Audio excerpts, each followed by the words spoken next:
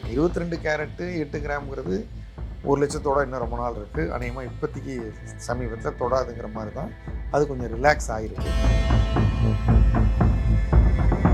இப்போ தங்க நகைக்கும் கோல்டு கவரிங்க்கும் போடுறவங்கள வச்சு தான் முடிவு பண்ணுறாங்க. இவங்கெல்லாம் எப்படி இது கவரிங்காக தான் இருக்குன்ற மாதிரி. தங்கமே அவசியம் இல்லை ஒரு ஆபரணத்துக்கு. அதெல்லாம் குறைஞ்சிடக்கூடாதுங்கிறதுக்கு தான் ஒரு ஐடியா பண்ணி இவங்க 18 சவரன் ஒன்று கொண்டாடுறாங்க. இப்போ தான் வந்து துளிர் விடுது இந்த ஐடியா. 22 கேரட்னு 18 கொடுத்துட்டு இருக்காங்களா, 20 கொடுத்துட்டு இருக்காங்களா, நம்மளால வெரிஃபை பண்ண முடியாத நிலைமையில தான் ஒரு வாடிக்கையாளர் நிலைமை இருக்கு. அக்ஷய திருதியின் போது வாங்கலாம்னு ஒரு கட்டாயத்தை ஏற்படுத்தினால அதை ஒட்டி கொஞ்சம் விலை இறங்காமலாவது இருக்கும். அப்படி இருக்கிற ஒரு சூழ்நிலை தான் இது வரைக்கும் இருக்குது. ஆனால் வணக்கம். இதுவரை இல்லாத அளவுக்கு தங்கத்தினுடைய விலை வந்து மிக வேகமாக உயர்ந்துக்கிட்டே வருது. இந்த வாரம் இது தொடர்பாக நம்மிடம் பேசுவதற்காக பொருளாதார அறிஞர் டாக்டர் சோமவல்லியப்பன் சார் அவர்கள் தான் இணைஞ்சிருக்கிறாரு. சார் வணக்கம். வணக்கம். தங்க விலை வந்து பயங்கரமாக வந்து உயர்ந்துட்டுச்சு. வர 30ஆம் தேதி வர அக்ஷய திருதி. நம்ம மக்கள் வந்து அன்றைக்கி தங்கம் வாங்க வந்து ஆசைப்படுவாங்க. அன்றைக்கி தங்க விலை நிலவரம் வந்து எப்படி இருக்கும், ஏதாச்சும் மாற்றம் இருக்குன்னு நினைக்கிறீங்களா சார்? இப்போ தங்கம் இவ்வளோ விலை உயர்ந்துருச்சு நம்ம வாங்காமல் இருக்கலாம்னு சொன்னால் அக்ஷய திருதியை தான் வாங்கணும் அப்படிங்கிற மாதிரி ஒரு சென்டிமெண்ட்டை கொண்டாந்து வச்சிடுறாங்க. அப்போது வாங்க முடியாதவங்க கூட ஒரு சின்னதாக ஒரு பொட்டு தங்கமாவது வாங்குவோம். 1 கிராம் வாங்குவோம். 1/2 கிராம் கூட இப்போ இந்தியாவில் 1/2 கிராம் 1 கிராம் பீன்ஸ் அப்படின்னு சொல்லிட்டு சின்ன லெவலில் பண்ணுறாங்க, சைனாவில் பண்ணுற மாதிரி. ஸோ டிஜிட்டல் கோல்டு இருக்குது, அதுக்கப்புறம் வந்து டிஜி கோல்டு இருக்குது, இங்கே ஃபோன்லேயே வாங்கலான் இருக்குது, பல விதங்களில் கோல்டை வாங்கலான் இருக்குது. அப்போது அக்ஷய திருதும் போது வாங்கலான்னு ஒரு கட்டாயத்தை ஏற்படுத்தி இருக்கிறதுனால அதை ஒட்டி கொஞ்சம் விலை இறங்காமலாவது இருக்கும். அப்படி இருக்கிற ஒரு சூழ்நிலை தான் இது வரைக்கும் இருக்குது. ஆனால் இந்த வருஷம் வந்து அக்ஷய திருதியெல்லாம் ஒன்றுமே இல்லைங்கிற மாதிரி அதுக்கு முன்னாடியிலேருந்தே இந்த 2025 ஜனவரியிலேருந்து ஜனவரி, பிப்ரவரி, மார்ச், ஏப்ரல் இந்த 4 மாதத்துக்குள்ளே 20% ஏறியிருக்கும். இது 2025 முழுக்க ஏறினதே ஒரு 25% தான் இருக்குன்றாங்க. இது கடுமையாக உயர்ந்துட்டதுனால கொஞ்சம் ஓவர் பாட் ஜோனுக்கு வந்திருக்கு. வாங்குறது டைமில் இவ்வளோ. ஆமாம், ஒரே சமயத்தில் ரொம்ப விலை ஏறிடுச்சுன்னா அதுக்கப்புறம் ஒரு தளர்ச்சி வந்து தான் போகுங்கிறதுல இந்த அவுன்ஸ் ஒரு $2,700 $2,900 இருக்குது. 3000 ஆகி 3200 வந்தோடனே இது ரொம்ப அதிகம். அதுக்கப்புறம் இறங்கிட்டு வந்தாங்க. 3280 வந்ததுன்னா அது கண்டிப்பாக இறங்கணுங்கிற மாதிரி டெக்னிக்கலாக ஒரு கணக்கு இருக்குது. அதையும் தாண்டி அது மேலே போயிடுச்சு. $3,300 போய் ரொம்ப அதிகமாகிடுச்சு. அதனால இது எப்படியும் இறங்க தான் போகணுன்னு நம்ம முன்னாடி இருந்த வீடியோக்களில் கூட நம்ம சொல்லியிருக்கோம். அதுபோல் இப்போ கொஞ்சம் இறங்கியிருக்கு. இந்த 10 கிராம் 24 கேரட்டு $1,00,000 தொட்டுருச்சு. அது வந்து 10 கிராமு 8 கிராம் இல்லை, 24 கேரட்டு 22 கேரட் இல்லை. 22 கேரட்டு 8 கிராம்ங்கிறது 1,00,000 இன்னும் ரொம்ப நாள் இருக்குது. அநேகமாக இப்போதைக்கு சமீபத்தில் தொடாதுங்கிற மாதிரி தான் அது கொஞ்சம் ரிலாக்ஸ் ஆகிருக்கு. அதே மாதிரி உலகத்தில் தங்கம் தொடர்ந்து விலையேறுவதற்கான பிரச்சனைக்குரிய காரணங்கள், அமெரிக்கா அதிபருடைய அறிவிப்புகள் அதெல்லாம் கொஞ்சம் மட்டுப்பட்டிருக்கு. இப்போ அவர் வந்து 90 நாள் கொடுத்துருக்காரு. சீனா மீது 145 245னாரு. இப்போ அதை கூட குறைப்போன்னுட்டார். ஆக அமெரிக்காவை பொறுத்து வந்த பிரச்சனைகளுடைய தீவிரம் குறைஞ்சி போச்சு. ஏற்கனவே போர்லாம் இருக்குது, அதுக்கு உண்டான அளவுக்கு ஏறிடுச்சு. அதனால தங்கம் தொடர்ந்து ஏறுவதற்கு வலுவான காரணங்களே கிடையாது. குறுகிய காலத்தில் ரொம்ப அதிகமாக விலை உயர்ந்த காரணத்தினால அதுக்குள்ளார நிறைய பேர் வந்து அதை ஒரு ஸ்பெக்குலேட்டிவ் ட்ரேடாக விலை ஏறப்போது வாங்கிடுவோம் விற்றுக்குவோம் அப்படிங்கிற லாப நோக்கோட உள்ளே வந்தவங்களால் ரொம்ப நாளைக்கு அந்த பணத்தை கையில் பிடிச்சிட்டு வச்சுட்டு இருக்க முடியாது. ஒன்று அது டெம்பரரி, அதை கொண்டாந்த பணமாக இருக்கும், இல்லை கடனுக்கு வாங்கின பணமாக இருக்கும், ஏதாவது ஒன்றா இருக்கும். அதனால் போதும் லாபம்னு அவங்களும் புக் பண்ணுவாங்க. அப்படி ஏதாவது வந்ததுன்னா டக்குன்னு கொஞ்சம் இறங்குறதுக்கும் வாய்ப்புகள் இருக்குது. ஒரு காலம் அக்ஷய திருதி வரைக்கும் அதை கொஞ்சம் பேர் வேணுன்னே மேனிப்புலேட் பண்ணி காப்பாற்றி வச்சுருந்து அதுக்கப்புறம் இறங்க விட்டாலும் விடுவாங்க. நீங்கள் சொன்னது போல் 30ஆம் தேதி வந்துருச்சு. நம்ம இன்றைக்கி பேசுகிறதே 24ஆம் தேதி, இன்னும் ஒரு வாரம் தான் இருக்குது. அந்த மாதிரி முயற்சிகள் இருக்கலாம். மொத்தத்தில் இப்போதைக்கு சமீபத்தில் ஒரு நல்ல ஓட்டம் எடுத்து விட்டது. அது வந்து திரும்பாவிட்டாலும் நிற்க வேண்டும் என்பது தான் அதனுடைய ஜாதகம்ங்கிற மாதிரி சார்ட்டு சொல்கிறது. சார்ட்டுங்கிறது ஒரு சயின்டிஃபிக். இது வரைக்கும் நடந்ததில் இப்படி நடந்தால் இப்படி நடக்கும். எப்படி வானிலையை கரெக்டாக சொல்கிறாங்க. 11 மணிக்கு மழை கொட்ட ஆரம்பிக்கும், 6 சென்டிமீட்டர் பெய்யும், 20 சென்டிமீட்டர் பெய்யும். அதெல்லாம் கணிப்பு தானே. அது மாதிரி இது வந்து ஒரு சார்ட் வந்து கன்சியூமர் பிஹேவியர் எப்படி இருக்கும் அப்படிங்கிறத வச்சு பண்ணுற ஒரு டெக்னிக்கல் சார்ட். மாதிரி இந்த விலையேற்றதுனால மக்கள் ஒரு பக்கம் பாதிக்கப்பட்டாலும் மற்றொரு பக்கம் வந்து தங்கத்தில் வந்து முதலீடு செய்கிறவங்களை வந்து ஊக்கப்படுத்துகிற மாதிரி இந்த விலையேற்றம் இருக்குன்னு வந்து சொல்கிறாங்க. இது எப்படி சார் எடுத்துக்கிறது? நிறைய பேருக்கு வந்து தங்கத்தை எல்லாத்தையும் அணிஞ்சிக்கிறது இல்லை, அவங்க வாங்கி வாங்கி வச்சுக்கிறாங்க, விலை ஏறிட்டுருக்கு. அதனால் நீங்கள் கேட்டது மாதிரி தங்கம் வந்து விலை ஏறினா கையில் இருக்கிற தங்கம் மொத்தமும் விலை ஏறிடுச்சின்னு சந்தோஷப்படலாம். இப்போது ஒரு பகுதியினர் தங்கமே வாங்காமல் இருப்பாங்க, கழுத்தில் மஞ்சள் கயிறு கட்டிகிட்டு இருப்பாங்க, வாங்கணும்னு ஆசைப்படுவாங்க. அவங்களுடைய எண்ணிக்கை அதிகமாக இருக்கும். அவங்களுக்கு தங்கம் வந்து இந்த விலை உயர்வு என்பது மோசமான செய்தி, ரொம்ப வருத்தம் கொடுக்கும். இன்னொரு பகுதி இருக்காங்க, அவங்களாம் ஏற்கனவே வச்சுருக்காங்க, இன்னும் டிசைன் மாற்றணும்னு வாங்கணும், இந்த நிகழ்ச்சிக்கு வாங்கணுன்ற மாதிரி அவங்களுக்கு விலை ஒரு பொருட்டு கிடையாது. அவங்கள பொறுத்த வரைக்கும் பல சவரன் வச்சுருக்காங்க. அவங்களுக்கு வந்து இதெல்லாம் அவங்க கையில் இருக்கிறதெல்லாம் வெளியேறிடுச்சுல்ல, அந்த சந்தோஷம் இருக்கும்ல. அதனால அவங்களுடைய வாதம் இப்போ ஸ்ட்ராங் ஆகிடும். பெண்கள் வந்து ஆண்கள்கிட்ட பேசுகிறது முதல்ல வேஸ்ட்டுன்னு சொல்லிட்டு இருந்தாங்க, என்னங்க தங்கம் தாங்க இருக்கிறதுலே விலையேறுது. இப்போ கணவன்மார்களும் ஒத்து வந்துடுவாங்க, ஆமாம் தங்கம் விலையேறுதுன்னு சொல்லி. அதனால் முதலீட்டுக்கு பங்குச்சந்தை வந்து சிரமமாக இருக்கிற பொழுது ஒரு மாற்று முதலீடாக தங்கம் பார்க்கப்படுவது, ஒரு நிரந்தரமாக அப்படி இருக்கக்கூடுங்கிற மாதிரி இப்போ ஒரு நிலைமையை அது காட்டுது. தங்கம் வந்து கடுமையாக விலை இறங்கினா தான் வந்து முதலீட்டு பொருள் இல்லைன்னு பயப்படுவாங்க. அப்படி இருக்கிற மாதிரி இல்லை. இப்போது இடிஎஃப்லாம் வந்துருச்சு, நிறைய ஒரு ரெகுலரிட்டி கொண்டாந்துட்டாங்க. அதனால் ஒரு முதலீட்டு பொருளாக அது தொடர்ந்து நிலைத்து நிற்கும்.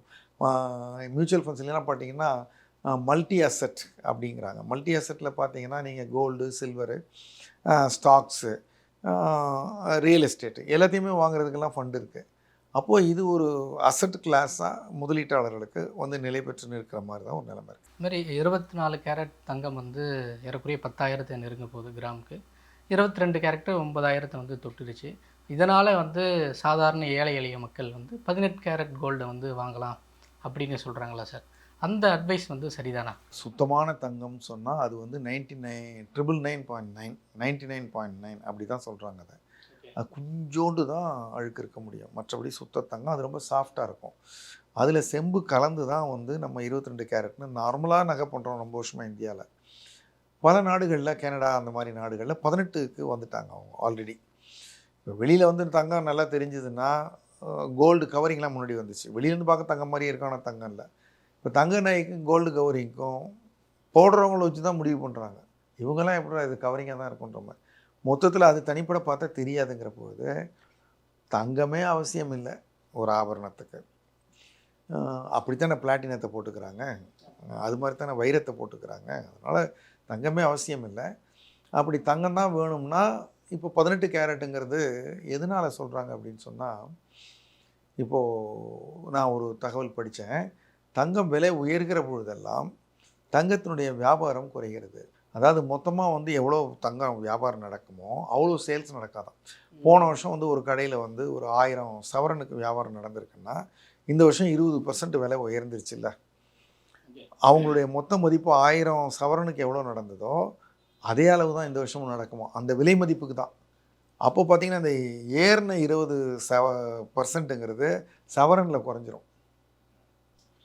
1 லட்ச ரூபாய்க்கு நகை வாங்க போகிறோம், 1 லட்ச ரூபாய்க்கு தான் வாங்குவோம். விலை கூட இருந்தால் கம்மியாக வாங்கிப்போம், விலை கம்மியாக இருந்தால் கூட வாங்கிப்போம், அவ்வளோதான். அப்படித்தான் பெரும்பாலான போக்கு இருக்குங்கிறாங்க அந்த டேட்டாவை எடுத்து பார்க்குறவங்க. ஸோ அதனால் அதெல்லாம் குறைஞ்சிடக்கூடாதுங்கிறதுக்கு தான் ஒரு ஐடியா பண்ணி இவங்க 18 கிராம்னு 18 சவரன்னு ஒன்று கொண்டாடுறாங்க. இப்போ தான் வந்து துளிர் விடுது இந்த ஐடியா. இதை வந்து ஏற்கனவே இப்போ பிராண்டட் கடைகளில் சில இடங்களில் சொல்லியே கொடுக்குறாங்க, இது 18 கேரட்டுன்னு சொல்லி கொடுக்குறாங்க. அது ப்ராப்ளம் ஆகிடும். யங்ஸ்டர்ஸ் இதெல்லாம் அக்செப்ட் பண்ணிக்குவாங்க. அந்த பழைய ஜென்ரேஷன் பீப்புளுக்கு தங்கம்னா தங்கம் நினச்சிட்டு இருக்கோம். ஆமாம், அது வந்து கொஞ்சம் எப்படியும் விலை தானே. நீங்கள் 18 கேரட்டுக்கு விலை போட்டிங்கன்னா தங்க விலையை போட்டு தான் கொடுக்க போகிறாங்க, நம்ம ஒன்றும் ஏமாற போகிறதில்ல.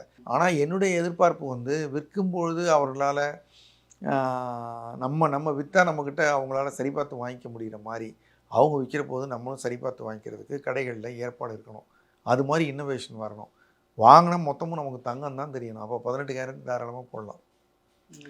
இப்போ அவங்க 22 கேரட்னு 18 கொடுத்துட்ருக்காங்களா, 20 கொடுத்துட்ருக்காங்களா, நம்மளால் வெரிஃபை பண்ண முடியாத நிலைமையில தான் ஒரு வாடிக்கையாளர் நிலைமை இருக்குது. அவங்க சம்மதத்தோடு தான் அங்கே செக் பண்ணலாம், மொத்தத்தையும் நம்மளால் செக் பண்ண முடியாது. தங்கத்துக்கே வெவ்வேறு பகுதிகள் இருந்ததுன்னா எல்லா பகுதியும் தனித்தனியாக செக் பண்ணணும். இது மாதிரி பல சிரமங்கள் இருக்குது. 18 கேரட்டு கோயிங் ஃபார்வர்டு இந்தியாவில் வந்துடும். அது மாதிரி முன்ன இருந்ததை விட இப்போ வந்து பழைய நகைகளை விற்றுட்டு புதிய நகைகள் வாங்குறதுனுடைய சதவீதம் வந்து கூடியிருக்குன்னு வந்து சொல்கிறாங்க சார். அதுக்கு காரணம் இப்போ இருக்கிற அந்த விலையேற்றம் தானா? ஆமாம், நமக்கு வந்து நகை புது டிசைன் வேணும்னா முதலெல்லாம் கையில் பணம் இருந்ததுன்னா பழசையும் விற்றா அதை கேவலம்பாங்க. ஏன்னா இதை விற்றுட்டு தானே மாற்றி கொடுத்தீங்க, எனக்கு என்ன நீங்கள் வாங்கி கொடுத்தீங்கன்னு கேட்பாங்க. ஸோ அதனால் இவங்க புதுசு புதுசாக வாங்கிட்டு இருந்தாங்க. அவங்களும் தங்கம் தானே சேர்ந்ததுன்னு நினைக்கிறாங்க. இப்போ மாறுதல்கள் தேவைப்படுது. Social pressure. பட் வந்து தங்கம் தான் வேணும். Social pressure. பணம் இல்லை. இந்த ரியாலிட்டி என்ன பண்ணுறாங்க, பழச மாற்றிக்கிறாங்க. ஆனால் ஒவ்வொரு முறை மாற்றுற போதும் வந்து வாடிக்கையாளர் நஷ்டப்படுறாரு. அது வந்து தங்க வியாபாரிகளுக்கு வாய்ப்பாக இருக்குது. மாற்றுற போது அவங்களுக்கு அதில் ஒரு பர்சன்டேஜ் எடுக்க முடியுது. அதனால 18 கேரட்டுங்கிறதும் தங்கத்தை பழச கொடுத்து புதுசு வாங்கிக்கங்கிறதும் இது எல்லாமே தங்கம் விலை ஏறினாலும் வியாபாரம் குறைஞ்சிடக்கூடாதுங்கிறதுக்காக அவர்கள் போடுகிற ஒரு ஒரு திட்டம்னா நல்ல இல்லை, பிளான்னு சொன்னாலும் சுமாராக தான் இருக்குது. பட் அதுதான் சில்லறை வியாபாரிகள் சொல்கிறது தான் இந்த டேட்டான்றீங்க. அவர்களுக்கு தொடர்ந்து ஆள் வந்துக்கிட்டே இருக்கணும். தங்கம் விலை ஏறி போச்சுன்னு யாரும் வாங்காம விட்டு அவங்க என்ன ஆவாங்க? அதனால உனக்கு விலை ஏறி போச்சுன்னா பயப்படுறவா 18 கேரட் வாங்கிக்க எல்லாம் ஒன்று தான்னா, எனக்கு இந்த பெரிய நெக்லஸே நீங்கள் 22 கேரட்டுக்கும் 18 கேரட்டுக்கும் 4 கேரட்டு வித்தியாசம். நீங்கள் 24 கேரட்டில் 4ங்கிறது 6ல் 1, 6ல் 1 கிட்டத்தட்ட 16% விலை குறைவு 24 கேரட்லேருந்து. அல்லது ஒரு 12% விலை குறைவு நீங்கள் 22 கேரட்லேருந்து பார்த்தீங்கன்னா. அப்போது பெரிய நகை வாங்கிட்ட மாதிரியும் இருக்கும், கம்மி பணம் கொடுத்த மாதிரியும் இருக்கும். இது ஒரு தெரிஞ்சே செஞ்சுக்கிற காம்ப்ரமைஸ். பரவாயில்ல, அது 18 கேரட்டாக இருந்து 18 கேரட்டுக்கு விலை கொடுத்தா பரவாயில்லன்னு தான் நான் சொல்லுவேன்.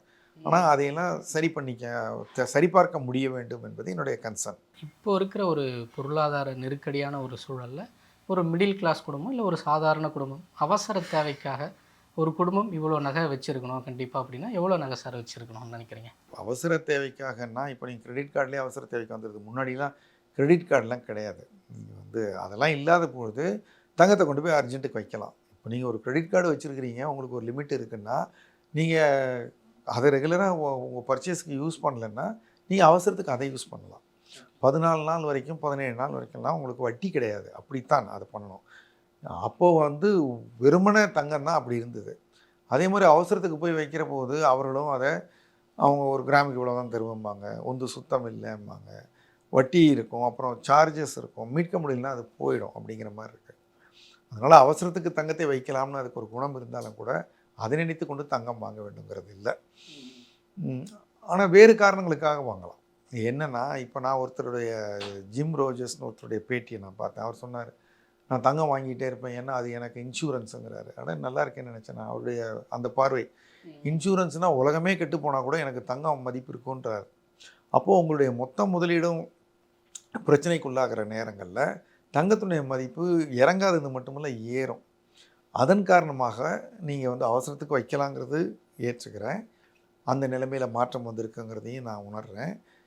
கிரெடிட் கார்டெல்லாம் வந்து அது மட்டுமே ஒரு வழியாக இருந்ததை மாற்றியிருக்கு. அதே சமயத்தில் ஒரு இன்சூரன்ஸ் மாதிரி முதலீடுகள் வந்து வச்சுருந்தா நீங்கள் உங்களுடைய மொத்த முதலீட்டு மதிப்பில் ஒரு 10லேருந்து 20% வரைக்கும் நீங்கள் தங்கமாக வச்சுக்கலாம். 10 போதும். உங்களுடைய முதலீடே ரொம்ப பெருசாக இருந்ததுன்னா ஒரு 20% வரைக்கும் நீங்கள் வைத்துக்கலாங்க. இப்போ ஒருத்தருக்கு ஒரு வீடு இருக்குது, அது ஒரு 20 லட்ச ரூபா போகும். அவர் வந்து மற்றபடி பேங்க் டெபாசிட்லேருந்து ஒரு 30 லட்ச ரூபா போகும். 40 லட்ச ரூபாய்க்கு அவருக்கு முதலீடு இருக்குன்னா ஒரு சாதாரண ஒரு எளிமையான மனிதரை நான் சொல்கிறேன். இதுவே 40 லட்சம் எளிமையானு கேட்பாங்க. நம்ம இந்த லெவலில் ஒன்று எடுத்துக்கிட்டு பார்த்தோம்னா அவங்களுக்கு 10% தான் ஒரு 4 லட்சம், 20% தான் 8 லட்சம். அவங்களுடைய மொத்த மதிப்பீட்டில் அது வரைக்கும் தங்கத்தில் வச்சுக்கலாம். அவங்க வயதை பொறுத்தும் இருக்குது. வயது நல்லா இருந்ததுன்னா ஒரு மியூச்சுவல் ஃபண்ட்ஸ்லேயே நல்லா வருமானம் வரும். ஏன்னா அதெல்லாம் வந்து இன்கம் ஜெனரேட்டிங் அசெட்ஸ் வந்து ஷேர்ஸ் அண்ட் மியூச்சுவல் ஃபண்ட்ஸு. இது இன்கம் ஒன்றும் ஜென்ரேட் பண்ணாது. இதை வச்சு நம்ம விலை உயர்வில் நம்மளை காப்பாற்றிக்கலாம். அந்த லெவலில் இப்போ 10 to 20%. நான் சொல்கிறது முடிவான முடிவு இல்லை, இது ரொம்ப சரியான முடிவும் கிடையாது. கோல்டு ETF பற்றின ஒரு பேச்சு வந்து இப்போ வந்திருக்கு சார். கோல்டு ETF பற்றி கொஞ்சம் விரிவாக சொல்ல முடியுமா? நிறைய ஷேர்ஸ் இருக்குது. அந்த தனித்தனி ஷேரை கண்டுபிடிச்சி வாங்குறது சில பேருக்கு சிரமமாக இருக்குது. எப்போ வாங்கணும் எப்போ விற்கணும்னா தெரில. அவங்க வந்து என்னென்னா ஒரு மியூச்சுவல் ஃபண்டுக்கிட்ட போயிட்டாங்கன்னா மியூச்சுவல் ஃபண்டில் இருக்கிற ஒரு மேனேஜரு நம்ம கொடுக்குற பணத்தையெல்லாம் வச்சுக்கிட்டு அவர் சில குறிப்பிட்ட ஷேர்ஸ் எல்லாம் வாங்கி அவர் வச்சுக்கிறாரு. அந்த ஷேர்களில் அவர் எதை வாங்கணும் எதை விற்கணும்லாம் முடிவு பண்ணிகிட்ருக்காரு. அவர் வாங்கி போட்டிருக்க அந்த மொத்த மூட்டைக்கு ஒரு மதிப்பு இருக்குது. அந்த மூட்டையில் உனக்கு 100ல் ஒரு பகுதி நமக்கு சொல்லியிருக்காரு, 1000ல் ஒரு பகுதின்னு சொல்லியிருக்காரு. இந்த மொத்த மூட்டை மதிப்பு உயர்ற போது நம்மளுடைய 1000ல் ஒரு பகுதிக்கும் அது உயருது, இறங்குனா 1000ல் ஒரு பகுதிக்கும் இறங்குது. அந்த மொத்த மூட்டைக்கும் பேர் மியூச்சுவல் ஃபண்டு. நம்ம வச்சுருக்கிறது பேர் யூனிட்டு. ஸோ அதனுடைய யூனிட் விலை நம்ம வேணாங்கிற போது மூட்டையை திருப்பி கொடுத்துட்டு போயிடலாம். நம்ம பகுதியை கேட்குற வேறு ஆளுக்கு கொடுத்துருவாங்க. அதே மாதிரி அந்த மூட்டைக்குள்ளே எல்லாம் ஷேர்ஸாக கிடக்கிறதுக்கு பதிலாக அந்த மூட்டைக்குள்ளே வெறும் தங்கமாக வச்சுருக்காரு ஒருத்தர். அதுக்கு பேர் வந்து தங்கம் ஃபண்டு. அது வந்து எக்ஸ்சேஞ்சில் ட்ரேட் ஆகுது. அந்த ஃபண்டை டெய்லி வாங்கலாம் விற்கலாம். அதனால அதுக்கு பேர் exchange traded fund, gold fund, exchange traded gold fund, ETF gold. அதை சில நிறுவனங்கள் நடத்துகிறாங்க. நிப்பான் இந்தியா நடத்துகிறாங்க, HDFC நடத்துகிறாங்க, பல பேர் நடத்துகிறாங்க.